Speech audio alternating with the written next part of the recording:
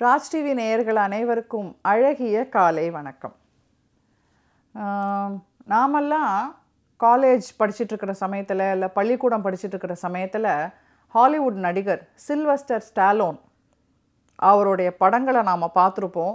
அவரை hero worship நிறைய பேர் பண்ணியிருப்போம். அவருடைய போஸ்டர்ஸ் இல்லாத அறைகள் ரொம்ப கம்மி அப்படின்னு கூட சொல்லலாம். ஆனால் இந்த சில்வஸ்டர் ஸ்டாலோன் 1970s 1970களில் எப்படி இருந்தார் அப்படின்னு நம்மளில் எத்தனை பேருக்கு தெரியும்? அவருடைய நிலைமையை பற்றி நம்ம தெரிஞ்சுக்கலாமே. அவர் வாய்ப்புகள் தேடி அவர் ஏறி இறங்காத ஸ்டுடியோவே இல்லை. இந்த மொகரக்கட்டைக்கெல்லாம் சினிமா சான்ஸ் ஒரு கேடா அப்படின்னு இதைவிடவும் கேவலமாக பேசி அவரை நிராகரித்தவர்கள் நிறைய பேர். அதனால் என்ன ஆச்சுன்னா, அவர் வீடு இல்லாமல், கையில் காசு இல்லாமல், சாப்பாடு பட்னி எதுவுமே இல்லாமல் பஸ்ஸு ஸ்டேஷன் இருக்குது பாருங்கள், பஸ்ஸு டெப்போ, பஸ் டெர்மினஸ்ஸு, அங்கே தூங்கி எழுந்து அவருடைய நாட்களை கடத்திக்கிட்டு இருந்தார். அந்த மாதிரி ஒரு ரொம்ப துயரமான ஒரு நிலைமையிலையும் அவர் ஒரு அற்புதமான ஒரு திரைக்கதை, ஒரு கதை ரெடி பண்ணி வச்சுருந்தார்.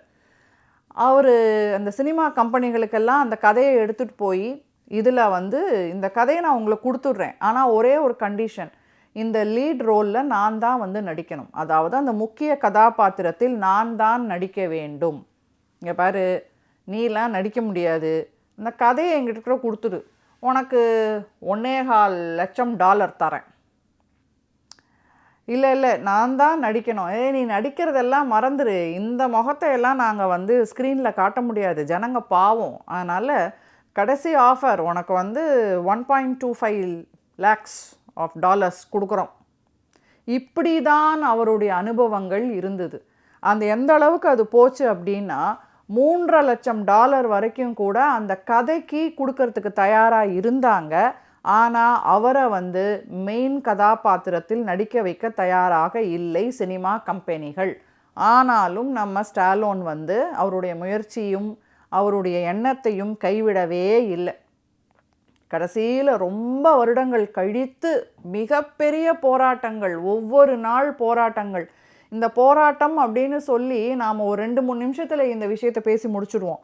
ஆனால் ஒவ்வொரு வினாடியும், ஒவ்வொரு வேளை பசி வரும்போதும், ஒவ்வொரு இரவு வரும்போதும் உறங்கிறதுக்கு இடம், பாதுகாப்பான இடம். ஏன்னா பஸ் ஸ்டாண்டில், போலீஸ் பஸ் ஸ்டேஷனில் படுத்துருக்கிறவங்களெல்லாம் போலீஸ்காரங்க சும்மா விட மாட்டாங்க. அவங்கள சந்தேக கேஸில் பிடிச்சிட்டு போவாங்க, மற்ற விதமான பல தொல்லைகள் இருக்கும்.